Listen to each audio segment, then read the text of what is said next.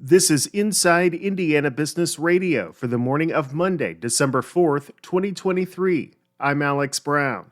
The youngest mayor in Terre Haute's history has big plans for the city's future. 27-year-old Mayor-elect Brandon Sackman tells Inside Indiana Business he's all in on being aggressive when it comes to economic development. Well, I'm a firm believer that Terre Haute is unique, right? Its future is riverfront downtown development. It's, working through advanced manufacturing, diversifying the job market, and leveraging not one, not two, not three, but four universities here. From Indiana State, Rose-Hulman, St. Mary of the Woods College, and Ivy Tech, we have all the tools to just, launch on exponential growth here in Terre Haute, Indiana. The son of immigrants, Sackman said it was his parents who instilled the concept of public service and giving back to the community, and that was key to his decision to run for mayor. The Allen County Commissioners on Friday approved a proposal to annex nearly 730 acres of land into the city of Fort Wayne. The effort is part of Project Zodiac, in which a still unnamed Fortune 100 company plans to build an $850 million data center campus on the city's southeast side. It's expected to be a multi-billion-dollar investment over the next decade. Indianapolis-based Cunningham Restaurant Group is looking to fill about 200 jobs at Commission Row, a $20 million restaurant and entertainment venue adjacent to Gainbridge Fieldhouse in downtown Indianapolis. The group is holding a job fair from 10 a.m. to 6 p.m. today and tomorrow at the Commission Row Hiring Center.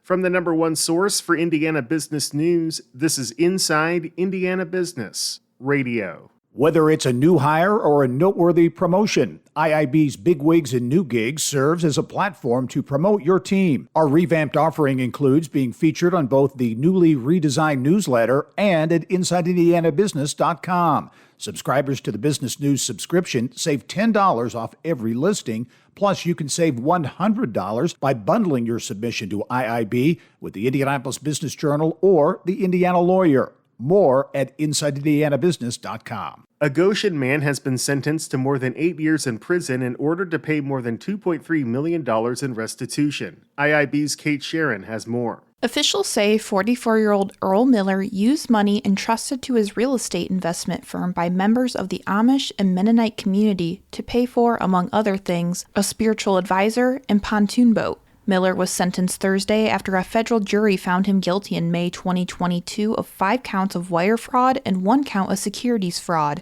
The same jury acquitted Miller of 1 count of each wire fraud and bankruptcy fraud. Officials say a bankruptcy trustee first recovered some improper payments after Miller filed for bankruptcy relief in 2016 on behalf of 11 entities related to his investment firm, Five Star. Miller became sole owner of the firm in July 2024, according to court documents. Investigators believe that between July 2014 and January 2016, Miller used more than $4.5 million of his clients' money for reasons not disclosed to them. They say Miller told clients he would invest their money in real estate, but instead paid interest to other investors or made other non-disclosed purchases. About 80% of those affected were Amish or Mennonite. Miller's sentence includes 97 months in prison with a year of supervised release.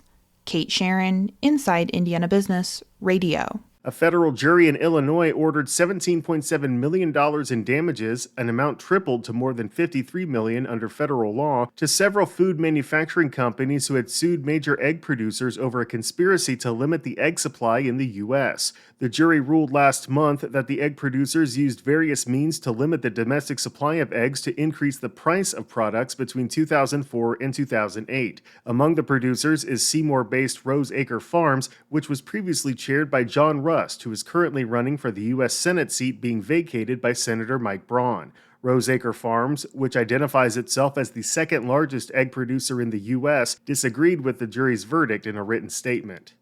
Zionsville Mayor-elect John Stair is this week's guest on the Business and Beyond podcast with Gary Dick, presented by PNC, a weekly conversation with high-profile Hoosiers in business, sports, and entertainment, and beyond. Available now from your favorite podcast provider. I'm Alex Brown for Inside Indiana Business Radio on Demand.